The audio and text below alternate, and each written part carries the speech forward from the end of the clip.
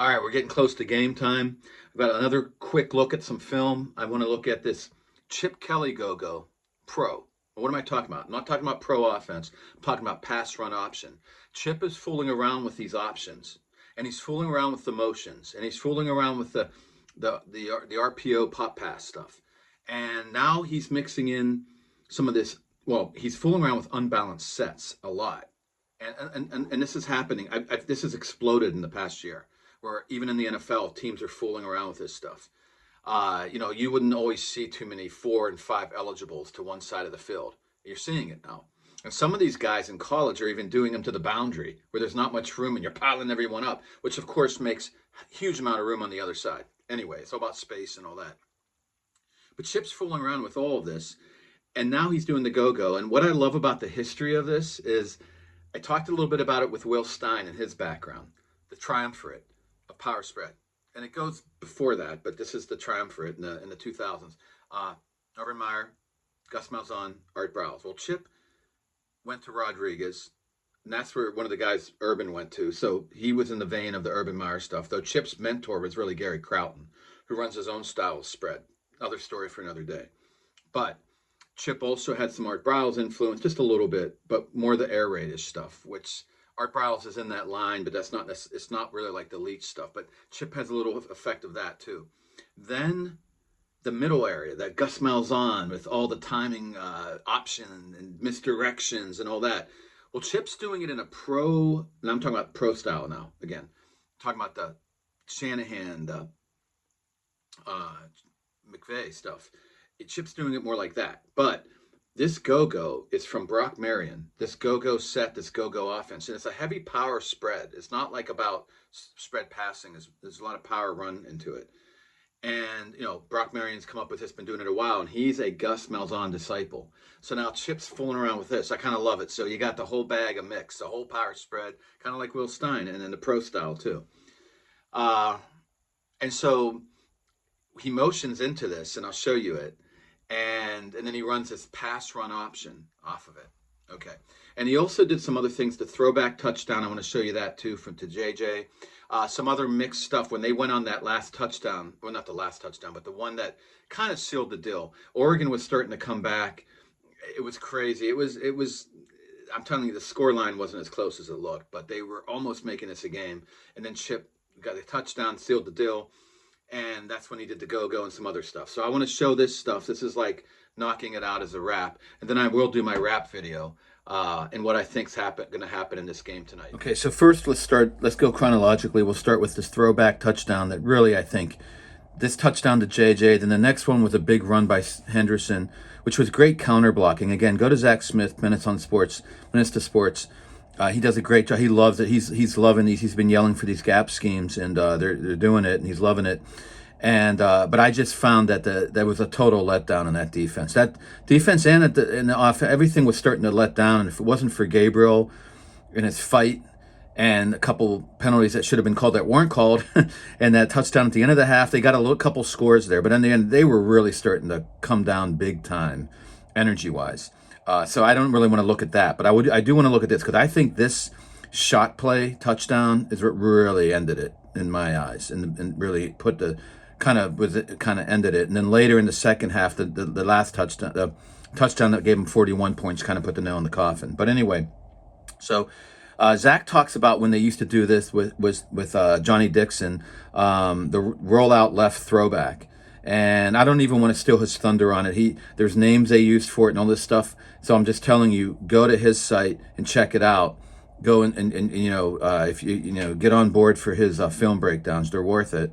And he'll explain exactly what they used to do with Johnny Dixon under Urban. And this is the same kind of play. So again, is this Chip and Ryan's got influence here. He's a great offensive mind, and he's been with Meyer now, Urban. So maybe getting it from Urban and the guys. I don't know, but you got Ibuka in motion over here. So you got the two great receivers, Ibuka and JJ on one side, tight ends, and a running back. And what we do, a little play action, roll left. And how many times have you seen a counter this way or a run this way with Will rolling out without the ball. Now he keeps the ball, and it's a pass. So it's all starting to work for Chip. All this different misdirection, motion. This is very power spread style to me. This isn't, now that's the pro set, but it's a power spread scheme because it's all about spacing. Check it out. Not really so much about timing as spacing. You've got the one tight end flying over here, 3 of the eligibles going to be on one side, and JJ one-on-one with the safety on the throwback. You got to set this up right, too. There's other coverages and stuff that's going to knock this out and play calls. But we set it up right because we have a big lead. We're starting to be run the ball. We sort of let down a little bit. And now, I'm sorry, that didn't even happen yet. But we are starting to run the ball now. Got a big lead. And you wouldn't necessarily expect this call right now. So there's the fake. There goes JJ, going to be one-on-one with the safety. I'm starting to laugh already. Again, Zach Smith describes it brilliantly, the head fake and an easy touchdown. Boom. You can see it right there coming. And my point, Zach's going to just delve into the play more, as you see here. You kind of pulling everybody to one side and throw back to the best talented freshman we've seen in a long time to the other side. Okay. And that's what he's calling for. Okay, so, and watch, here we go, head fake by JJ right there. And he's wide open. He totally turns around the safety. Turns him around twice, actually. So it's easy play, easy thing. And then we'll just roll out and throw back, okay? My point of doing this isn't so much just purely the play and the cool design and all that kind of stuff and something that Urban used to do, whatever and all that. It's more just about the answers Chip had to the adjustments by Oregon. So again, we'll look at the big picture. Oregon's been starting to creep back up again in the box. They just wouldn't let go of the run. They just wouldn't. And finally, they got blown out by the run the very next play. Huge run by Henderson for a touchdown. But for the most part, they were jamming the run. And I know they're going cover 3 and they're backing off a lot. But it's just, they were so ill prepared. Even with the adjustments, it was just too little too late. It was just too much. And then Chip had adjustments to that. So you know what? You're still looking for run, but you think you're backing out. And so Chip, I showed you before, screwed the 2 match. This is really great against the one deep guy. So he did something, the two safeties, he ran down the middle with Ibuka. The one safety, he put JJ one-on-one. Again, I don't want to go super details. It's already long enough, but just really cool. And then JJ just makes a great move right here. Okay. So that's what's scary about this. Texas may do a lot better, may be prepared, may put something on us. But it looks like there's a lot of answers. Chip has a deep bag. He's got a lot of answers. He's been doing this a long time. And I think he's been honestly excited and waiting to almost just be a play caller again, an offensive coordinator again, not a head coach, so he can just do football. So again, here's the move right there by JJ.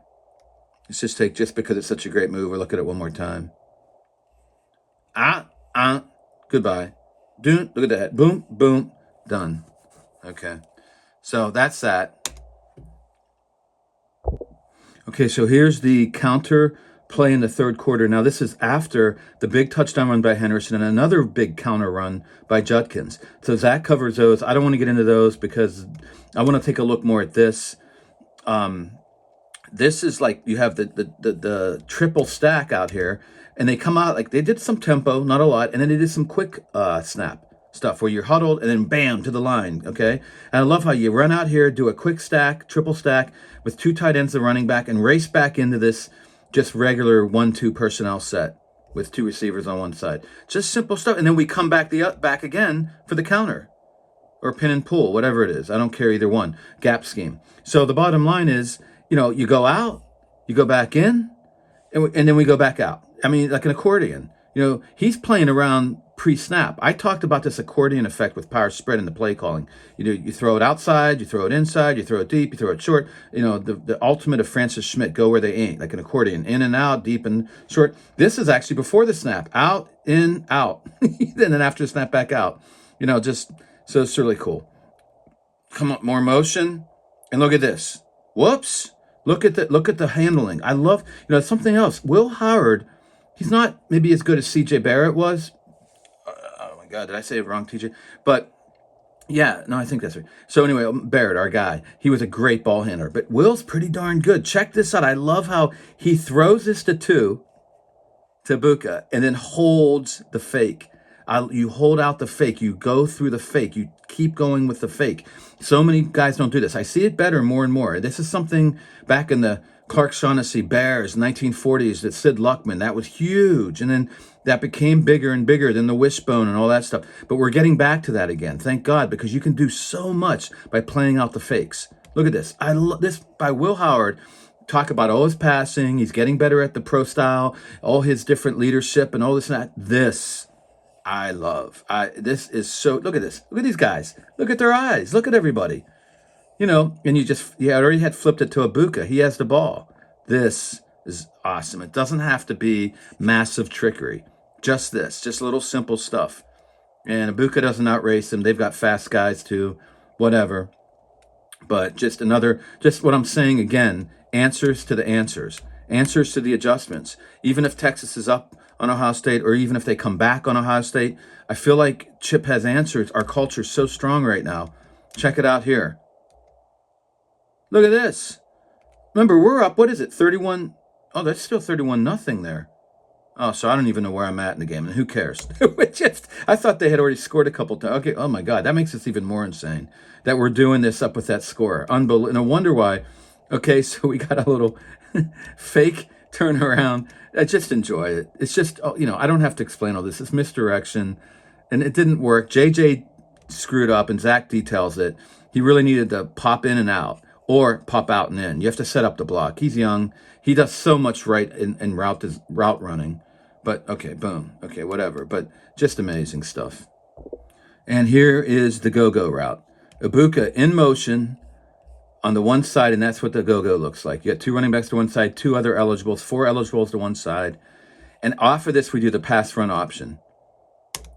Will has the option to pitch it to Ibuka. I love the PTO here. A little triple option if you want, but let's not get into that. You can pitch it to him, but the first primary is really the throw out here, one-on-one. And he knows it before the snap, because look, it's one-on-one. I mean, I don't have to say, I don't have to teach this. Look, I mean, it's just count numbers, right? Whatever. So he didn't even go to the fake. He just he just does a quick blah, blah, blah, and throws it. But, you can tell by the blocking. If you say to me, oh, that was pure play action, look at the blocking. That's all you have to do when you want to try to figure out if it's an option or not. And sometimes it's hard too, because they'll make it, it's called fake RPOs and stuff, where they'll have the blocking like it could be or they'll have guys going, there's fake stuff too, so it's tough. But here, look at the blocking scheme. See, they're down the field. In fact, I'm almost surprised that's not a penalty. They're so far down the field. But it is, you could have, and maybe it is a triple. You can pitch or throw the screen or throw this. Maybe it is a PTO. Who knows? I doubt it. I think it was a PRO. It was very definitive.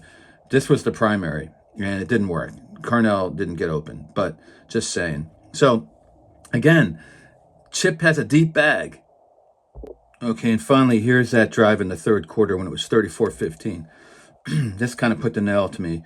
But here we go. Here's another rollout throwback. There's Ibuka in motion. He's over there with JJ, and then he goes in motion. Play action, roll, left, throwback. And look at this. Will just lofts it up, and again, this is almost out of bounds. It was Will couldn't get turned around, step into it quick enough. But you know what? As you see here, the right guard trips. Check the right guard. Whoops. So that's a problem. Max protect. We got the tight end to protect. Okay. But still, would have been nice if he had the right guard in front of him like you needed. So what does Will do? He's a baller. He's tall. He's strong. He's athletic. Gets back and just whips it out there, knowing who he's throwing it to. And look at this catch. I mean... And then, wait a minute, can he get in bounds? Of course. Jesus, Lord. I mean, just, so, okay. I mean, so again, that's what's scary too, the talent, the camaraderie, the culture right now. No matter how things go, and then now let's get back to these, gap schemes and stuff. What do you got here? This a pin and pull, or, they got a guy in motion. We're going to go over there. And that's a GY scheme, it looks like, pin and pull, whatever, bounce outside. And these guys they were really coming on. Now they're just starting to get deflated again. I'm not making excuses. Just, these were tough schemes, tough talent, the whole thing. You need to start off. Ryan Day, the one thing I really have agreed with him, got to start off fast.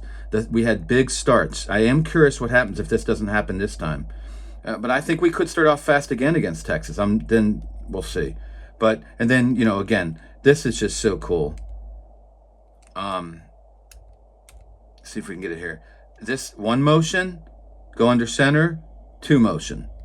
So you had 4 eligibles to one side, and we bring 2 over here for the block, and now we have 3 to the other side. It's just motion, center. You know, you're in a shotgun, motion, get under center, motion, just do a quick pitch. And if you see this one more time, you'll see how they didn't adjust fast enough. See, we got to get over here. We're unbalanced. Whoa, wait. Okay, motion. Everybody stay set. Wait. Oh, he's under center. Hold on. Another motion. Wait, everybody. They don't get back over quick enough. They get outflanked. So, again, Chip's got a lot in this bag, man. And I think with everybody, you know, question the strategy a day. But, you know, even if this is a close game, and even with our special teams shaky, and they have good special teams, Texas, it's going to be tough for Texas no matter what. All right, guys, so that's some of the stuff Chip Kelly does. GoGo, mixing all kinds of stuff. Answers to the adjustments. Yeah, I think, you know, I think Texas has more of a chance than people are giving them credit, but they have to keep it close. I'm not sure they can keep it close, but if they do keep it close, even if they get down big and then come back, you know, if they get up on Ohio State, I don't think they're going to let off the pedal like they have with these other teams, but they may go down right away again. Ohio State, it's going to be the start of these halves, like Ryan Day says. It starts. But we'll see. If Ohio State, I don't think they're going to have a big enough lead like they had these last 2 games. So if they let up a little bit like they did in the Oregon game and then some calls go against them, next thing you know, if it could be a game. It's going to be interesting, Sarkisian and versus Knowles. But even so, Chip Kelly hasn't emptied the bag, and he's got answers. And I don't think Knowles ever empties his bag. You know, so I'm going to come back with a wrap video, and then it's game time.